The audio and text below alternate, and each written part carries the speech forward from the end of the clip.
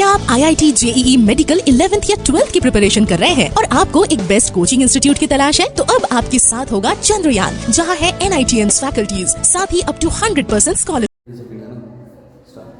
अभी video start है।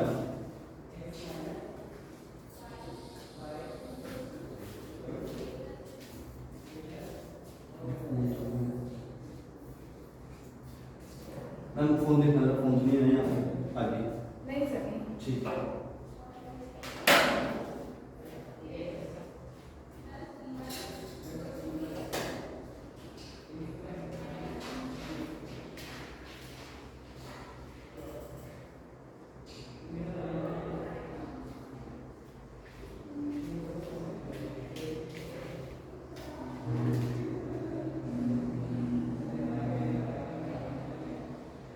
Hello students, welcome back to the YouTube channel of Chandrayaan.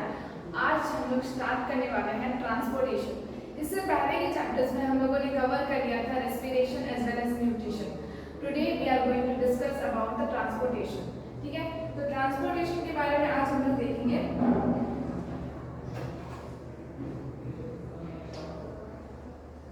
Transportation क्या होता है? हम लोग नॉर्मली जानते हैं कि ट्रांसपोर्टेशन का मतलब होता है किसी भी चीज का एक जगह से दूसरी जगह तक लेकर जाना। ठीक है, तो हम लोग जानते हैं कि हमारे बॉडी में न्यूट्रिशन का एब्जॉर्प्शन होता है, एटीपी का सिंथेसिस होता है। इसके पहले वाले क्लासेस में हम लोगों ने पढ़ चुका था कि रेस्पिरेशन के थ्रू एटीपी का जनरेशन होता है। न्यूट्रिशन में क्या होता है? न्यूट्रिएंट्स का ब्रेकडाउन होता है इन द स्मॉलर यूनिट्स। तो इसमें क्या होता है, जो भी चीज़ों का सिंथेसिस या फिर एब्जॉर्प्शन होता है वो एक जगह से दूसरी जगह जब कैरी आउट किया जाता है तो उसी को हमें क्या जाता है, हम लोग कहते हैं ट्रांसपोर्टेशन। ठीक है, एक बार डेफिनेशन देख लेते हैं। ट्रांसपोर्टेशन एक ऐसा लाइफ प्रोसेस होता है, एक ऐसा लाइफ प्रोसेस है जिसमें जो भी सब्सटेंसेस सिंथेसाइज हो रहा है या एब्जॉर्ब हो रहा है वो क्या किया जा रहा है, one part of the body is carried to the other part of the body. इसे ही हम लोग ट्रांसपोर्टेशन कहते हैं। ट्रांसपोर्टेशन हमारे बॉडी में किस चीजों का होता है? वो होता है सबसे पहला फूड का, कार्बन डाइऑक्साइड का, ऑक्सीजन का, मेटाबॉलिक वेस्ट का, हार्मोन्स का, नाइट्रोजनस वेस्ट का। किसके थ्रू होता है? वो ब्लड के थ्रू होता है। ट्रांसपोर्टेशन करने वाला सब्सटेंस क्या है? वो है ब्लड। ठीक है, तो हम लोगों ने क्या देखा ट्रांसपोर्टेशन के बारे में? ट्रांसपोर्टेशन के बारे में हम लोगों ने ये देखा कि जो भी सब्सटेंसेस हमारे बॉडी में सिंथेसाइज हो रही है या फिर एब्जॉर्ब हो रहा है वो एक जगह से दूसरे जगह तक कैरी किया जा रहा है थ्रू द ब्लड। और ट्रांसपोर्टेशन किस किस चीज़ों का होता है? एक फूड का होता है, कार्बन डाइऑक्साइड का होता है, ऑक्सीजन का होता है, मेटाबॉलिक वेस्ट का होता है और नाइट्रोजनस वेस्ट का होता है। ठीक है, ट्रांसपोर्टेशन का मतलब यही है। और यही सभी ट्रांसपोर्टेशन किसके थ्रू होता है? थ्रू ब्लड के होता है। एक एग्जांपल देख लेते हैं, यहाँ पे एक एग्जांपल देख लेते हैं कि हम लोग के यहाँ पे ऑक्सीजन का ट्रांसपोर्टेशन के बारे में बताया गया है। तो ऑक्सीजन का जो ट्रांसपोर्टेशन हो रहा है वो कैसे हो रहा है देखो।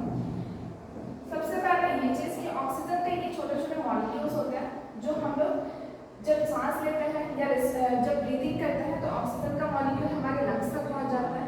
अब लंग्स में क्या होता है कि ये हमारे यहाँ पे होता है ब्लड कैपिलरीज में होता है आपका आरबीसी। आरबीसी क्या करता है? इसी ऑक्सीजन के मॉलिक्यूल के साथ बंध जाता है, बाइंड कर लेता है। जब बाइंड कर लेता है तो ये क्या होता है? ट्रांसपोर्ट हो जाता है कहाँ पे? सेल्स में। कहाँ पे ट्रांसपोर्ट होता है? सेल्स में ट्रांसपोर्ट होता है। ठीक है, सेल्स में ट्रांसपोर्ट हो जाता है। तो ये तो सिर्फ ऑक्सीजन का ट्रांसपोर्टेशन देख रहे हैं हम लोग। इसी तरीके से अदर सब्सटेंसेस का भी ट्रांसपोर्टेशन होता है। किसके थ्रू होता है? थ्रू द ब्लड होता है। क्लियर है? ये तो हम लोग देख लिए ट्रांसपोर्टेशन। नेक्स्ट बात करते हैं सर्कुलेटरी सिस्टम के बारे में। ठीक है, तो हमारे बॉडी में ब्लड का जो सर्कुलेशन होता है तो ये इसके लिए कोई सिस्टम का जरूरत पड़ता है, इसे हम कहते हैं सर्कुलेटरी सिस्टम। ठीक है, तो सर्कुलेटरी सिस्टम जो होता है हमारे बॉडी में दो तरीके का होता है। ठीक है, सबसे पहले जानेंगे सर्कुलेटरी सिस्टम। सर्कुलेटरी सिस्टम के बारे में। सर्कुलेटरी सिस्टम हमारे बॉडी में दो तरीके का होता है। पहला होता है, टू टाइप्स का होता है। सबसे पहले होता है ब्लड का circulatory system, blood circulatory system, और दूसरा होता है लिम्फेटिक सिस्टम। Lymphatic system. ठीक है, तो हमारे बॉडी में जितने भी चीजों का ट्रांसपोर्टेशन होता है दो सिस्टम से होता है, एक होता है ब्लड सर्कुलेटरी सिस्टम और एक होता है लिम्फेटिक सिस्टम। तो आज के क्लास में हम लोग सिर्फ और सिर्फ फोकस करने वाले हैं ब्लड के सर्कुलेटरी सिस्टम के ऊपर। ठीक है, तो सबसे पहले आज देखेंगे कि ब्लड का सर्कुलेटरी सिस्टम में क्या क्या कंपोनेंट्स आते हैं। ठीक है, तो ब्लड सर्कुलेटरी सिस्टम में सबसे पहले हम लोग देख लेते हैं कंपोनेंट्स के बारे में। तो इसमें क्या होता है कि तीन कंपोनेंट्स होते हैं। सबसे पहला होता है ब्लड, दूसरा होता है ब्लड वेसल्स, तीसरा होता है हार्ट। हार्ट जो होता है हमारा पंपिंग ऑर्गन होता है। ठीक है, क्या करता है, पंप करता है, हमारे ब्लड को पंप करता है। ब्लड को कहाँ पंप करता है, ब्लड वेसल्स पे पंप करता है। इसलिए ब्लड सर्कुलेटरी सिस्टम का तीन कंपोनेंट्स बोला जाता है, एक ब्लड हो गया, दूसरा ब्लड वेसल्स और तीसरा हार्ट, जिसे हार्ट कहते हैं वो पंपिंग ऑर्गन। उसके बाद हम लोग देख लेते हैं सबसे पहले ब्लड के बारे में। ब्लड क्या होता है, ब्लड हमें पता है कि हम लोग अपने पिछले क्लासेस में पढ़ चुके हैं, ब्लड एक तरह का फ्लूइड कनेक्टिव टिश्यू होता है। फ्लूइड यानी कि लिक्विड और कनेक्टिव टिश्यू यानी कि एक ऑर्गन या दूसरे ऑर्गन या कोई भी एक टिश्यू को दूसरे टिश्यू से जोड़ने वाला कनेक्टिव, उसी को बोला जाता है कनेक्टिव टिश्यू। ठीक है, इसे कहते हैं हम लोग फ्लूइड कनेक्टिव टिश्यू। ये क्या होता है, हमारे पूरे बॉडी में सर्कुलेट होता है। पूरे बॉडी में कैसे सर्कुलेट होता है, through the pumping action of heart. क्योंकि हार्ट पंप करता है, इसलिए पंपिंग एक्शन ऑफ हार्ट की वजह से ब्लड जो है पूरे बॉडी में सर्कुलेट होता है। इसको देख लेते हैं एक बार, ये कैसे फ्लो करता है। ठीक है, तो देखो आप देख सकते हैं कि ब्लड के अंदर हम लोग का कुछ सेल्स है, वो सेल्स क्या हो रहे हैं, वो मूव कर रहे हैं, एक जगह से दूसरी जगह जा रहे हैं, हमारे पूरे बॉडी में मूव करते हैं। पूरे बॉडी में मूव कैसे करते हैं, एक वेसल्स होता है जिसको ब्लड वेसल्स बोलते हैं और ब्लड वेसल्स के अंदर हमारा ब्लड फ्लो करता है। ठीक है, ये तो है ब्लड के बारे में। ठीक है, नेक्स्ट हम लोग बात करें तो इसका कॉम्पोजिशन, ब्लड का कॉम्पोजिशन, ब्लड किस तरीके से बनता है और उसमें क्या क्या कंपोनेंट्स आता है। ठीक है, एक तो सबसे पहले हम लोगों ने देखा कि सर्कुलेटरी सिस्टम में क्या क्या कंपोनेंट है। सर्कुलेटरी सिस्टम के तीन कंपोनेंट्स होते हैं। एक्चुअली दो टाइप का सर्कुलेटरी सिस्टम होता है, एक को कहा जाता है ब्लड सर्कुलेटरी सिस्टम, दूसरा को बोला जाता है लिम्फेटिक सिस्टम। अब जो ब्लड सर्कुलेटरी सिस्टम है उसका तीन कंपोनेंट्स होते हैं, एक ब्लड वेसल्स और दूसरा होता है, तीसरा होता है हार्ट। क्लियर है, अब हम लोग ब्लड के कॉम्पोजिशन के बारे में पढ़ेंगे। तो ब्लड का जो कॉम्पोजिशन होता है वो होता है दो तरीके की चीजों से मिलकर बना होता है। ठीक है, दो तरीके का चीज क्या होता है, सबसे पहले देखेंगे, एक होता है लिक्विड पार्ट, एक होता है लिक्विड पार्ट जिसको हम लोग बोलते हैं प्लाज्मा। ठीक है, एक लिक्विड पार्ट होता है जिसको हम लोग कहते हैं प्लाज्मा। ठीक है, एक होता है सेल्यूलर पार्ट, एक होता है सेल्यूलर पार्ट जिसको हम लोग बोलते हैं ब्लड सेल्स। ठीक है, तो क्या होता है, जो प्लाज्मा होता है इसका मात्रा ज्यादा रहता है, यानी कि इसके अमाउंट ज्यादा रहता है, 55% होता है, और इसका जो रहता है ये 45% होता है। इसको हम लोग यहाँ से देख सकते हैं कि ज्यादा हिस्सा जो होता है, ज्यादा जो हिस्सा है वो हमारा प्लाज्मा का है, कम हिस्सा जो है वो हमारा ब्लड सेल्स का है। ठीक है, नेक्स्ट बात करें कि प्लाज्मा क्या कैरी करता है। ये एक ऐसा फ्लूइड होता है जिसमें वाटर का कंटेंट भी रहता है, हार्मोनल कंटेंट भी रहता है और कुछ क्लॉटिंग फैक्टर्स भी रहता है, प्रोटीन को भी कैरी आउट करता है। ठीक है, तो ये क्या क्या कैरी आउट करता है, सबसे पहला वाटर, प्रोटीन्स, हार्मोन्स और क्लॉटिंग फैक्टर्स। ठीक है, अब ये क्लॉटिंग फैक्टर क्या होता है, देखो क्लॉटिंग फैक्टर का मतलब होता है जब हमें कोई कट लग जाता है तो हमारे वहाँ से खून निकलना शुरू हो जाता है, तो कुछ समय के बाद हम लोग देखते हैं खून निकलना बंद हो जाता है। ठीक है, तो इससे क्या होता है कि हमें समझ में आ गया कि वहाँ खून निकलना बंद हो जाने का मतलब है कि वहाँ क्लॉट हो गया है खून, यानी कि जो ब्लड है वो क्लॉट हो गया है। तो वो क्लॉटिंग फैक्टर्स कहाँ पे रहता है, ये क्लॉटिंग फैक्टर्स हमारा रहता है प्लाज्मा में। ठीक है, अब बात करते हैं हम लोग ब्लड सेल्स के ऊपर। ब्लड सेल्स जो होता है नॉर्मली तीन तरीके के होते हैं, तीन टाइप का होता है। सबसे पहला होता है आरबीसी, दूसरा होता है डब्ल्यूबीसी और तीसरा होता है प्लेटलेट्स। ठीक है, तो आरबीसी के बारे में बात करें तो आरबीसी कैसा दिख रहा है हम लोग को, ये दिख रहा है सर्कुलर दिख रहा है और बाइकॉन्केव दिख रहा है। ठीक है, सर्कुलर और बाइकनकेव का मतलब क्या होता है? सर्कुलर तो हम लोग को पता है कि गोल राउंडेड, और बाइकनकेव मतलब होता है, हम लोग फिजिक्स में पढ़ते हैं कि बाइकनकेव का मतलब होता है दोनों साइड से धंसा हुआ, ठीक है। तो ये क्या होता है, दोनों साइड नीचे से भी और ऊपर से भी दोनों साइड से बीच में धंसा हुआ रहता है, इसलिए इसको सर्कुलर और बाइकनकेव एक शेप बोला जाता है। इसका कलर कैसा होता है? रेड इन कलर होता है। कैसा होता है? रेड। क्यों? Because of the presence of the haemoglobin. एक आयरन कंटेनिंग पिगमेंट है haemoglobin, it is a iron containing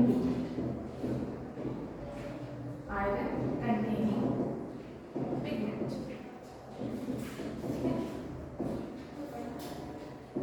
अब क्या होता है, डब्ल्यूबीसी का बारे में बात करते हैं।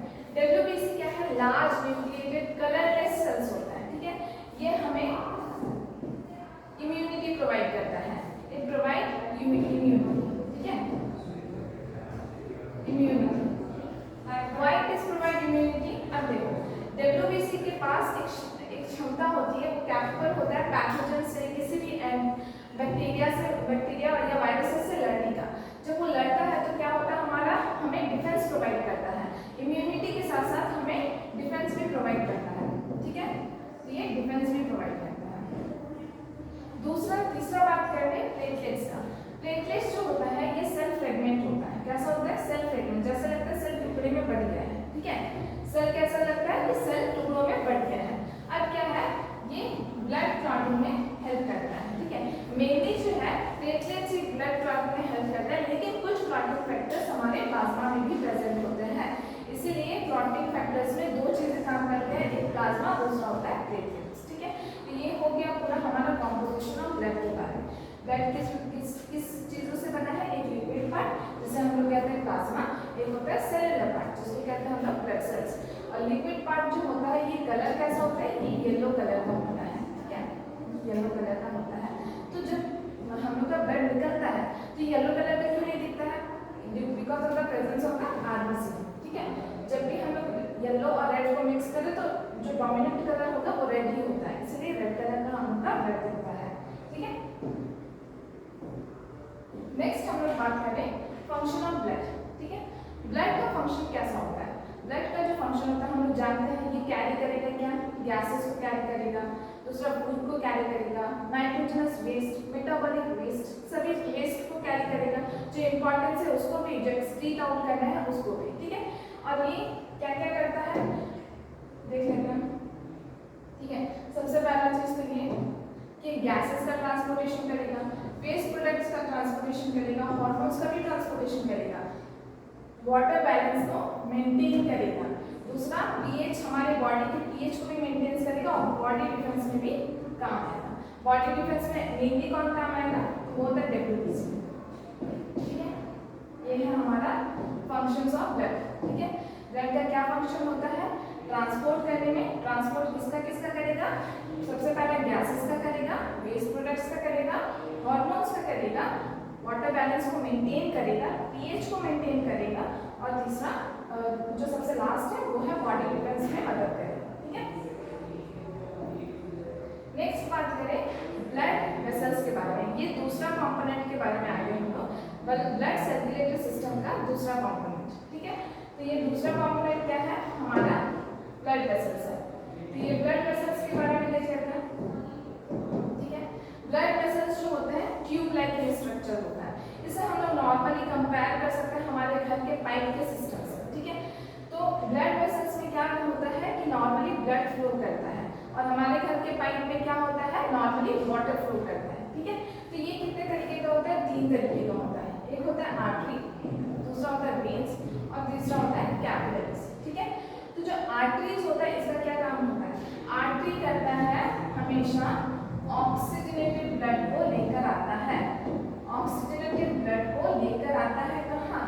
हमारे सेल्स में, ठीक है, ठीक है। मतलब क्या होता है कि आर्टरीज क्या करता है? ऑक्सीजनेटेड ब्लड को हमारे सेल्स तक पहुंचाता है, ठीक है। और वेन्स का क्या काम होता है? वेन्स का काम होता है कार्बन डाइऑक्साइड ब्लड को हार्ट तक पहुंचाता है, ठीक है। तो ये क्या करता है? ऑक्सीजनेटेड ब्लड को सेल्स तक पहुंचाने का काम कर रहा है। ये क्या कर रहा है? डीऑक्सीजनेटेड ब्लड को, यानी कार्बन डाइऑक्साइड ब्लड को ये हार्ट तक पहुंचा रहा है, ठीक है। और तीसरा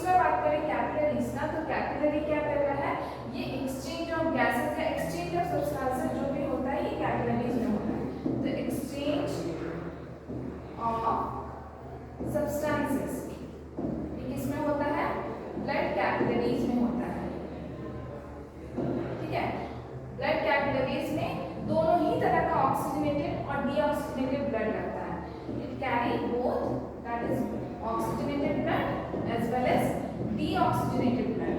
ये दोनों ही तरह का ब्लड को कैरी आउट करता है, ठीक है। तो हम लोगों ने देख लिया क्या क्या ब्लड वेसल्स का 3 टाइप होता है, एक होता है आर्टरीज, दूसरा होता है वेन्स और तीसरा होता है कैपिलरीज, ठीक है। तो अब इसके बारे में थोड़ा और डिटेल्स में चर्चा कर लेते हैं, थोड़ा बात कर लेते हैं और इसमें डिफरेंसेस का बात कर लेंगे कि आर्टरीज में क्या डिफरेंस है, वेन्स में क्या डिफरेंस है और कैपिलरीज में क्या डिफरेंस है, ठीक है। अब बात करते हैं, ठीक है। तो डिफरेंसेस हम लोग देखेंगे सबसे पहले आर्टरीज में, दूसरा वेन्स में और तीसरा कैपिलरीज में। तो सबसे पहले देखते हैं हम लोग ये तो समझ गए कि आर्टरीज में क्या होता है, ऑक्सीजनेटेड ब्लड को कैरी करता है, ठीक है। ये क्या करता है, ऑक्सीजनेटेड ब्लड को कैरी करता है। कहाँ से लेके आएगा, ये लेके आएगा सेल्स टू हार्ट, कहाँ लेके आएगा, सेल्स टू हार्ट लेके आएगा, ठीक है। यहाँ वही लिखा गया है first point, it carry oxygenated blood away from the heart. Away from the heart लेके जाना मतलब, अवे फ्रॉम द हार्ट मतलब हार्ट से सेल्स की तरफ जाता है। वेट स्टूडेंट्स, यहाँ थोड़ा सा गड़बड़ हो गया है। यहाँ क्या होता है कि ऑक्सीजनेटेड आर्टरीज क्या करता है, ऑक्सीजनेटेड ब्लड को कैरी करता है, ठीक है। हार्ट से सेल की ओर लेके जाएगा, कहाँ लेके जाएगा, हार्ट से सेल की ओर लेके जाएगा, ठीक है। तो यहाँ क्या होता है कि हार्ट से सेल की तरफ जब जाता है तो कौन सा ब्लड जाता है, ऑक्सीजनेटेड ब्लड जाता है, ठीक है। आर्टरीज हमेशा ऑक्सीजनेटेड ब्लड कैरी करके जाएगा, कहाँ जाएगा, हार्ट से सेल की ओर जाएगा, ठीक है। वेन्स क्या करता है, डीऑक्सीजनेटेड ब्लड कैरी करके रहता है और यहाँ किसकी तरफ जाएगा, टुवर्ड्स ब्लड, टुवर्ड्स हार्ट, मतलब ये क्या होगा, सेल से हार्ट की तरफ आएगा। ये क्या होगा, सेल से हार्ट की तरफ आएगा, ठीक है। यहाँ पे लिख देते हैं सेल से हार्ट की तरफ क्या होगा, डीऑक्सीजनेटेड ब्लड को लेकर आएगा, ठीक है। और यहाँ कैपिलरीज में क्या होता है, deoxygenated as well as oxygenated, दोनों ही तरह का ब्लड यहाँ पे रहता है, ठीक है। ये तो हम लोग समझ गए इसका। अब दूसरा बात कर लेते हैं थोड़ा उसके ल्यूमेन का, ठीक है। ये ल्यूमेन क्या होता है, इस पे देखते हैं। आप देख सकते हैं कि यहाँ पे मेरे क्या दिया हुआ है, इधर दिया हुआ है आर्टरी, इधर दिया हुआ है हमारा वेन, ठीक है। तो वेन और आर्टरी ये दोनों चीजें और बीच में इसको ज्वाइंट हुआ है कैपिलरी से। तो देख सकते हैं कि आर्टरीज का जो वॉल है ये बहुत ही ज्यादा थिक है। थिक होने की वजह से इसकी जो अंदर का स्पेस है, इसी स्पेस को बोला जाता है ल्यूमेन, ठीक है। ये ल्यूमेन क्या है, बहुत ही कम है, इसीलिए इसको बोला गया नैरो ल्यूमेन, ठीक है, नैरो ल्यूमेन, ठीक है। और वेन्स में क्या होता है, इसके वॉल ज्यादा थिक नहीं होता है, वॉल कैसा होता है, थिन होता है, थिन वॉल। वॉल थिन होने की वजह से क्या होता है, इसके अंदर का स्पेस, ये स्पेस का डायमीटर आप बोल लीजिए, डायमीटर ज्यादा होता है। डायमीटर ज्यादा होने की वजह से इसमें ल्यूमेन कैसा होता है, वाइड ल्यूमेन होता है, ठीक है। तो वही डिफरेंसेस है, ठीक है। आर्टरी में क्या होता है, नैरो ल्यूमेन होता है, क्यों, क्योंकि इसके वॉल जो होते हैं ज्यादा थिक होते हैं और इसमें क्या होता है, थिन वॉल होता है, जिस वजह से इसका ल्यूमेन कैसा होता है, वाइड होता है। और आप खुद सोचिए, कैपिलरी में वो तो खुद ही इतना पतला है, वो खुद पतला है, तो इसका ल्यूमेन कैसा होगा, इसका भी ल्यूमेन क्या होगा, नैरो होगा, बहुत नैरो होगा, ठीक है। इसका भी ल्यूमेन क्या होगा, नैरो होगा, ठीक है। ये समझ में आ गया ल्यूमेन वाला बात, ठीक है। नेक्स्ट इस पॉइंट को पूरा क्लियर करते हैं कि ल्यूमेन क्या है, इसमें है नैरो, इसमें है वाइड और इसमें नैरो, ठीक है, क्लियर है। दूसरा, अब बात को समझना ध्यान से, इसमें क्या होता है, वॉल क्या होगा, थिक होगा और स्ट्रॉन्ग होगा, ठीक है। ध्यान से समझना बच्चों कि यहाँ पे वॉल क्या होगा, थिक होगा, स्ट्रॉन्ग होगा। इसमें वेन्स में क्या होगा, थिन होगा और इलास्टिक कम होगा, जबकि इसमें इलास्टिसिटी ज्यादा होगा। इलास्टिसिटी का मतलब आप लोगों को पता है, जैसे आप लोग एक रबर बैंड को खींचते हैं तो रबर बैंड को खींचने से उसमें क्या होता है, इलास्टिसिटी होने के कारण वो खिंचाता भी है और बाद में जब उसे छोड़ते हैं तो अपना पोजीशन में वापस भी आ जाता है, ठीक है।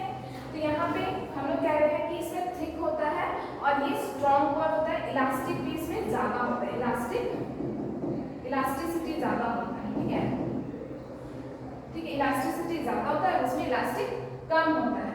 दूसरा इसमें बात करें तो इसके जो सेल्स होते हैं, इसके वॉल बहुत ही थिन होता है, वन सेल थिक होता है, मतलब एक ही सेल का बना होता है, तो थिकनेस इसमें बहुत कम होगा, थिन इसमें बहुत ज्यादा होगा, ठीक है।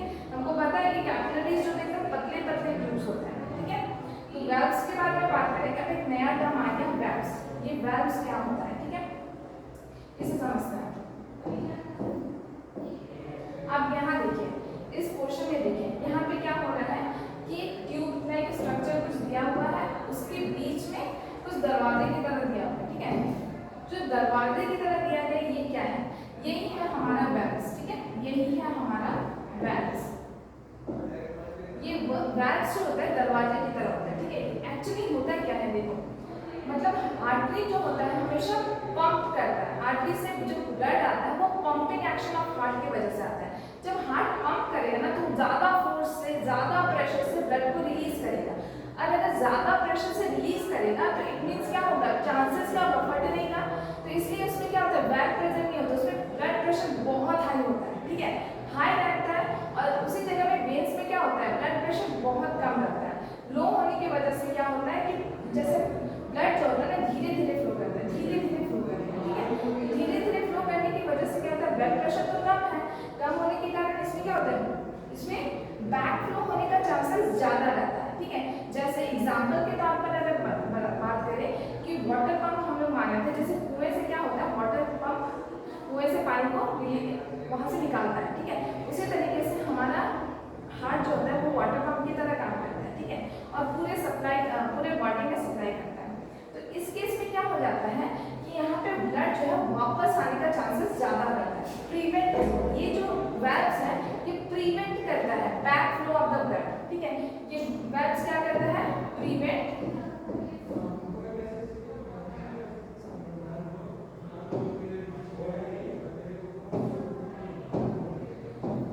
करता है बैक फ्लो ऑफ ब्लड, ये करता है प्रिवेंट बैक फ्लो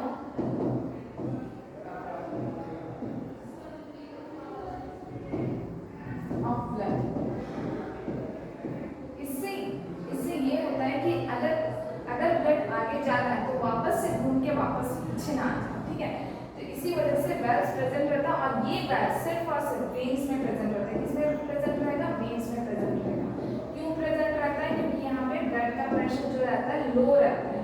तो ब्लड का प्रेशर अगर लो रहेगा तो चांसेस क्या है कि ब्लड प्रेशर अगर लो रहा तो चांसेस क्या है कि ब्लड वापस आए, रिटर्न बैक फ्लो हो। तो ये वेल्व्स क्या करता है, ये वेल्व्स करता है यही काम कि ब्लड को वापस आने से रोकता है। क्लियर है। दूसरा बात करें, यहाँ पे ब्लड प्रेशर के बारे में बात कर ली। आर्टरीज में क्या होता है, देखो हमेशा हार्ट जो होता है, हमेशा हार्ट में क्या होता है, हार्ट हमेशा पंप करता है। जब भी पंप करेगा तो आर्टरीज में आ जाएगा हमारा ब्लड प्रेशर। क्या होता है, इसमें बहुत ज़्यादा हाई होता है। वेन्स में क्या होता है, ब्लड प्रेशर बहुत ज़्यादा लो रहता है, जबकि कैपिलरीज में यही चीज़ क्या हो जाता है, ब्लड प्रेशर मीडियम रहता है। इसमें आर्टरीज में हमेशा हाई रहेगा, वेन्स में लो रहेगा, और कैपिलरीज में मीडियम रहेगा। उसमें ना तो ज़्यादा ब्लड प्रेशर होगा ना ही कम ब्लड प्रेशर होगा, ठीक है। आगे हम लोग बात करें तो हम लोग आ जाते हैं अपने लास्ट जो पंपिंग ऑर्गन होता है, जैसे वाटर पंप होता है उसी तरीके से हमारा पंपिंग ऑर्गन है हार्ट, ठीक है। तो पंपिंग ऑर्गन जो है वो हमारा है हार्ट। तो हार्ट क्या होता है, एक मस्कुलर ऑर्गन होता है, ठीक है। ये कितना बड़ा होता है, जितना बड़ा हमारा फिस्ट होता है ना उतना ही बड़ा होता है, ठीक है। कहाँ प्रेजेंट होता है, सबसे पहला ये प्रेजेंट होता है थोरैकिक कैविटी, कैविटी में प्रेजेंट होता है, ठीक है। कहाँ पे प्रेजेंट होगा, सेंट्रली लोकेटेड होगा, सेंट्रली लोकेटेड, ठीक है।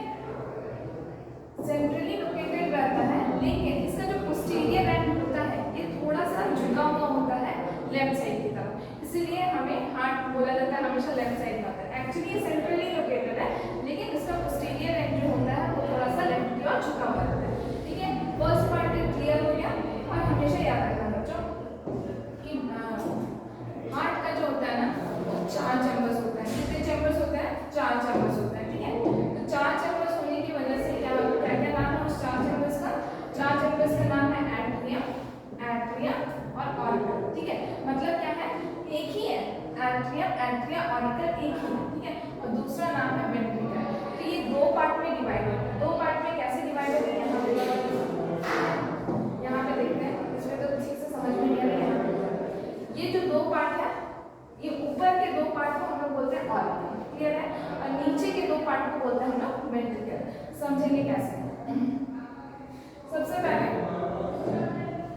अपर टू चैम्बर्स को हम लोग एट्रियम भी बोलते हैं, एट्रिया भी बोलते हैं और ऑरिकल भी बोलते हैं, ठीक है। लोअर टू चैम्बर्स को हम लोग वेंट्रिकल बोलते हैं, ठीक है। और एट्रियम का क्या होता है? थिन वॉल होता है। कैसे होता है? वॉल जो होता है थिन होता है, ठीक है।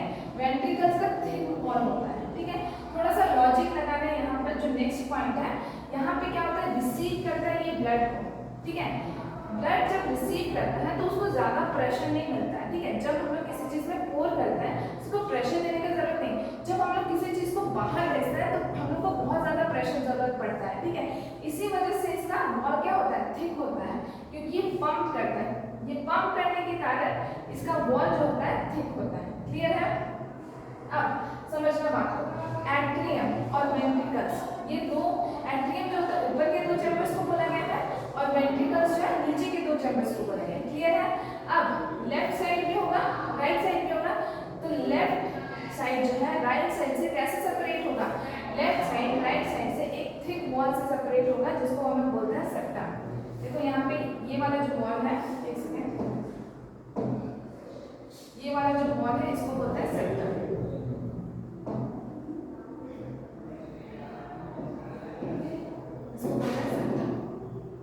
ठीक है, जो सेप्टम है वो right side of the heart को left side of the heart से सेपरेट करता है। क्लियर है? इतना समझ में आ गया? हार्ट क्या होता है?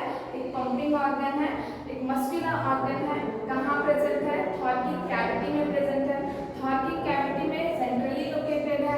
दूसरा पोस्टीरियर एंड जो होता है इसका लेफ्ट की ओर झुका हुआ रहता है, इसलिए हमें पता चलता है कि हार्ट कहाँ पे है? लेफ्ट साइड में, ठीक है। और इसके चार चैम्बर्स होते हैं। अपर टू चैम्बर्स को हम लोग बोलेंगे एट्रियम या एट्रिया या ऑरिकल। लोअर टू चैम्बर्स को हम लोग बोलेंगे वेंट्रिकल्स। वेंट्रिकल्स क्या काम करते हैं? ब्लड को पंप करते हैं। ब्लड पंप करते हैं तो उसमें प्रेशर ज्यादा होता है, इसलिए उसके वॉल्स कैसा होता है? थिक होता है, ठीक है। और इसमें क्या होता है? ये रिसीव करते हैं ब्लड को। ब्लड को जब रिसीव करेंगे तो इसका वॉल कैसा होगा? थिन होगा, ठीक है। अब बच्चों ये समझना, वर्किंग ऑफ हार्ट आने से पहले हमें दो तीन चीजें कॉन्सेप्ट को क्लियर करना पड़ेगा, ठीक है। अब उस कॉन्सेप्ट को क्लियर कर लो।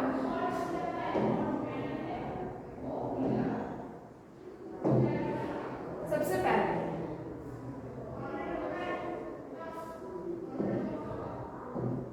हम लोग समझेंगे कि लार्जेस्ट आर्टरी किसको बोलते हैं? लार्जेस्ट आर्टरी, ठीक है। लार्जेस्ट आर्टरी कौन सा है? उसके बाद बात करेंगे हम लोग लार्जेस्ट वेन का बारे में, ठीक है। लार्जेस्ट वेन कौन सा है, ठीक है। उसके बाद स्मॉलेस्ट आर्टरी कौन सा है? स्मॉलेस्ट आर्टरी, ठीक है। उसके बाद हम लोग बात करेंगे स्मॉलेस्ट वेन के बारे में, ठीक है। स्मॉलेस्ट वेन के बारे में।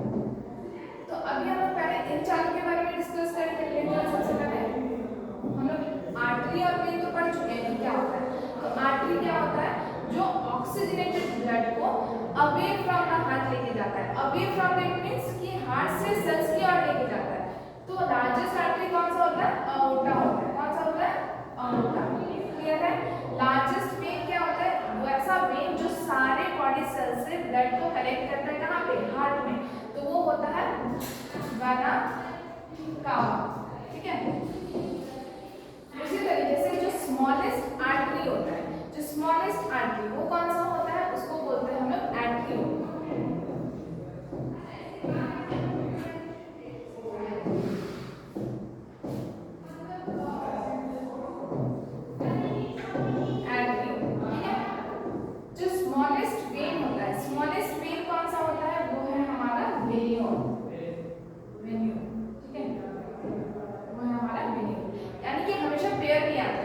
लार्जेस्ट आर्टरी किसको बोलते हैं? अओर्टा को बोलते हैं। लार्जेस्ट वेन किसको बोलते हैं? वेना कावा को बोलते हैं।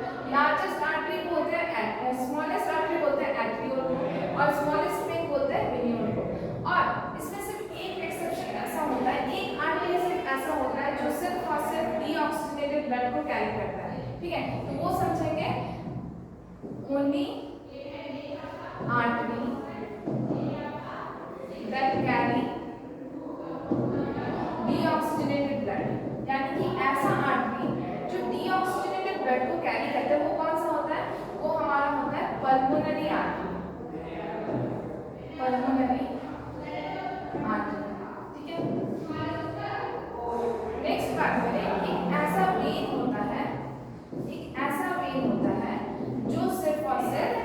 ऑक्सीजनेटेड ब्लड को कैरी करता है।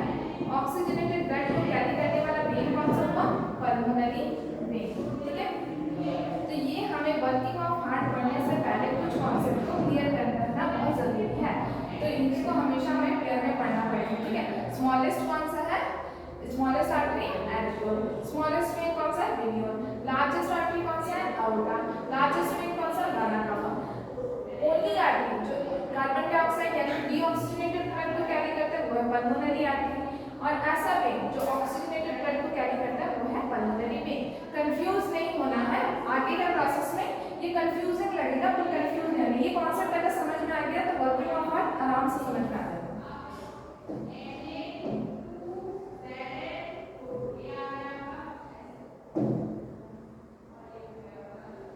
ठीक है, तो अभी हम लोग बात करें, ये हम लोग थोड़ा वर्क करते हुए देख लेते हैं हार्ट कैसे वर्क करता है। ठीक है, ठीक है, तो हार्ट कैसे वर्क कर रहा है आप देखिए कि एक पोर्शन हमारा दिख रहा है रेड कलर का, एक पोर्शन हम लोग का दिख रहा है ब्लू कलर का। जो रेड कलर का पोर्शन है वो क्या हो रहा है? ऑक्सीजनेटेड ब्लड उस पे आ रहा है, और जो ब्लू कलर का पोर्शन हमें दिख रहा है वो डीऑक्सीजनेटेड ब्लड उस पे आ रहा है। क्लियर है बच्चों? तो अब कैसे ये ब्लड आता है, उसमें कैसे जाता है, फिर बॉडी सेल्स पे कैसे जाता है, फिर कैसे इसमें आता है, फिर कैसे हार्ट में जाता है, तो ये हम लोग अभी स्टडी करेंगे वर्किंग ऑफ हार्ट में। तो सबसे पहले देख लेते हैं हम लोग क्या है। ठीक है, तो सबसे पहले बात करें हम लोग, ये हम लोग हमेशा लेफ्ट साइड के बारे में बात करेंगे। अभी पहले तो लेफ्ट साइड के बारे में, तो लेफ्ट साइड में अगर बात करें, ये लेफ्ट साइड हो गया। ठीक है, ये हो गया हमारा राइट साइड। ठीक है, सबसे पहले देख लेते हैं हार्ट को हम 4 चैम्बर्स में डिवाइड किए हैं। 4 चैम्बर्स में ऊपर के 2 चैम्बर्स को बोलते हैं हम लोग एट्रियम। ठीक है, और नीचे के 2 चैम्बर्स को बोलते हैं हम लोग वेंट्रिकल। इतना क्लियर है? लेफ्ट पोर्शन को बोलेंगे लेफ्ट एट्रियम और लेफ्ट वेंट्रिकल, राइट वाले को बोलेंगे राइट एट्रियम और राइट वेंट्रिकल। क्लियर है इतना दूर तक? उसके बाद क्या होता है, लेफ्ट वाला पोर्शन जो होता है हमेशा ऑक्सीजनेटेड ब्लड को कैरी करेगा।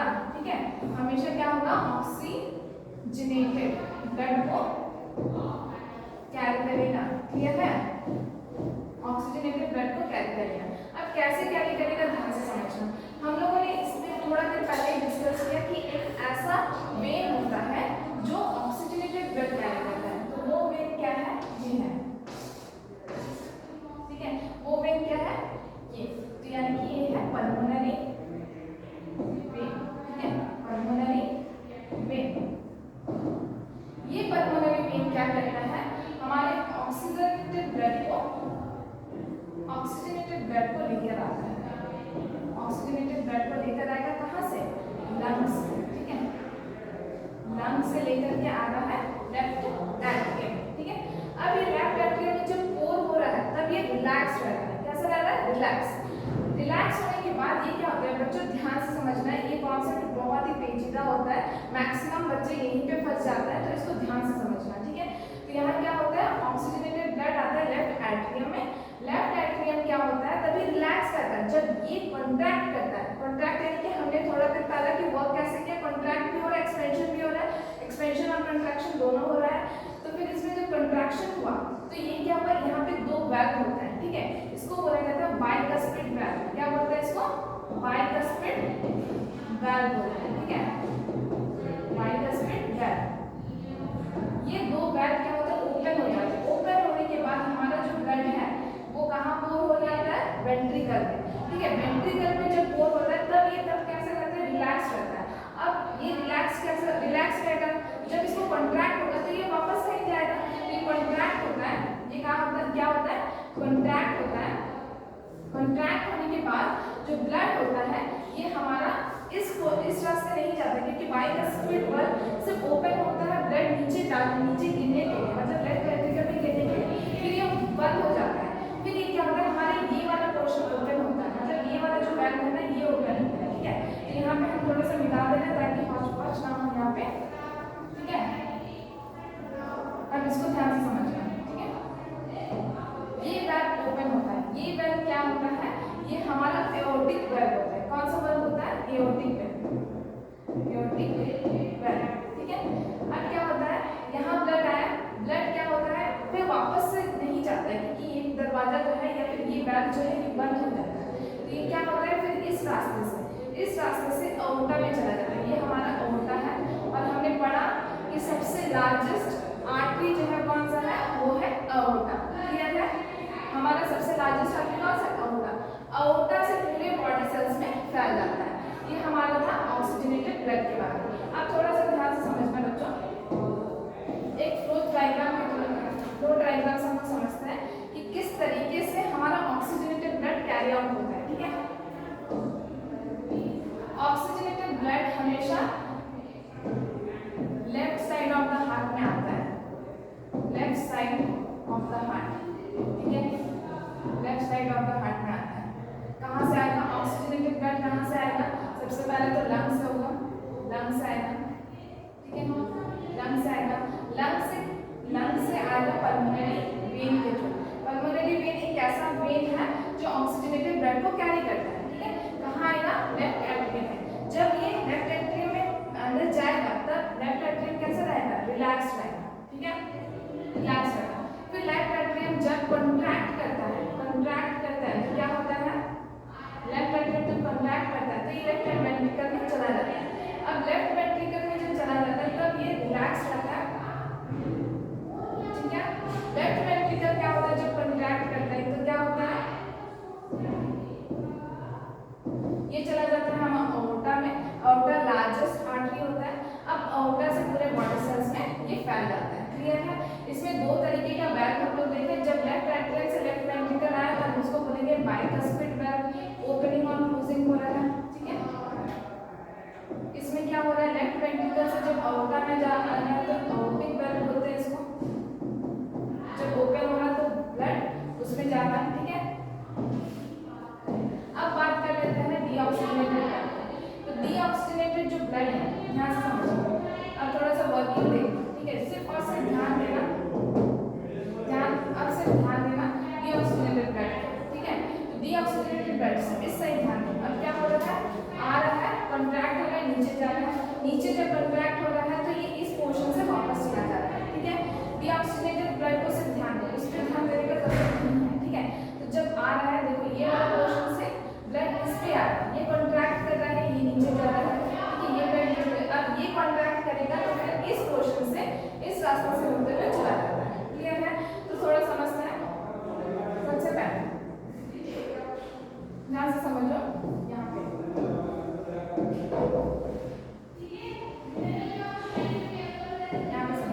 ये जो पोर्शन होता है, ये जो वेन्स होता है, ठीक है, ये होता है वेना कावा। क्या है? Vena cava. ठीक है, ये भी वेना कावा है, ये भी वेना कावा है। ठीक है, पर ये इंफीरियर वेना कावा है, इंफीरियर। अब इंफीरियर और सुपीरियर का क्या मतलब है? ठीक है,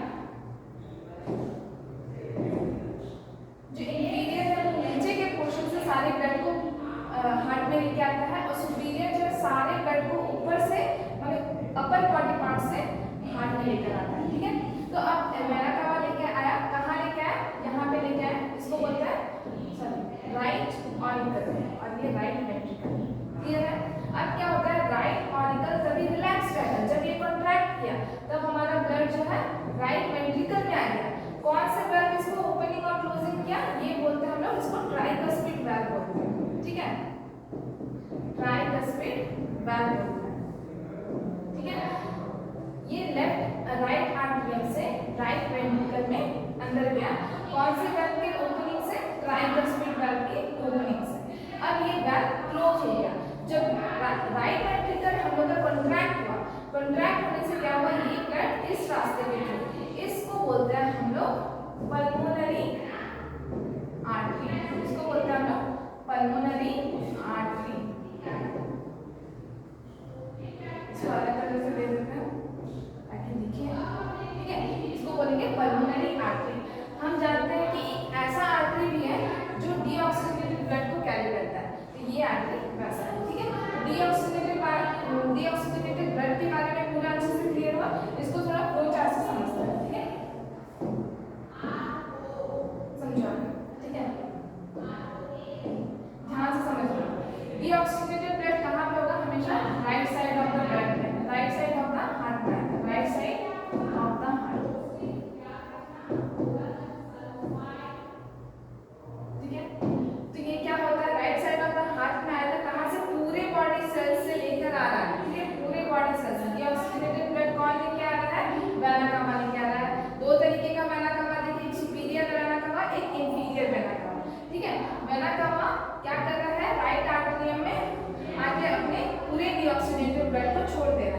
तो राइट एट्रियम कैसा रह रहा है, पहले रिलैक्स में रह रहा है, ठीक है।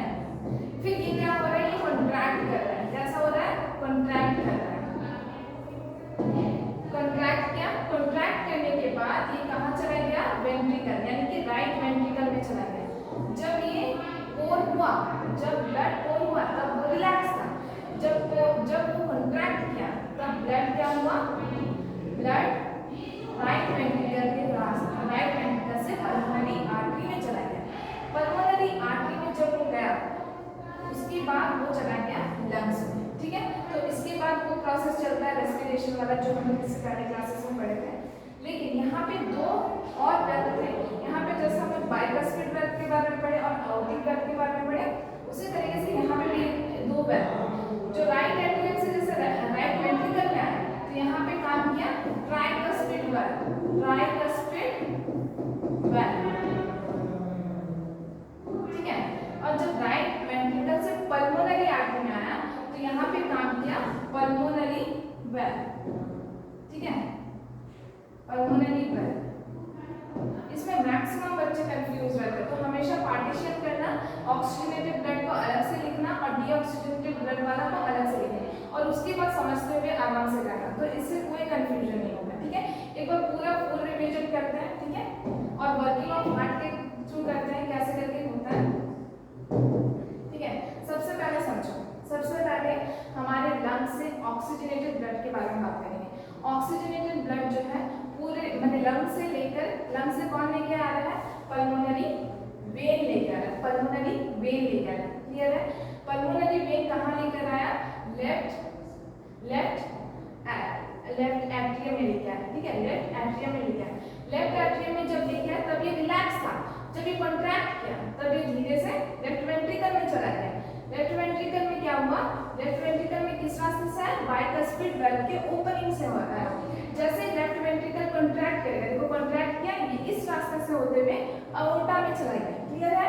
इस रास्ते से, इस रास्ते से, और इस रास्ते को कौन गार्ड कर रहा है, अओर्टिक वेल्व, ठीक है।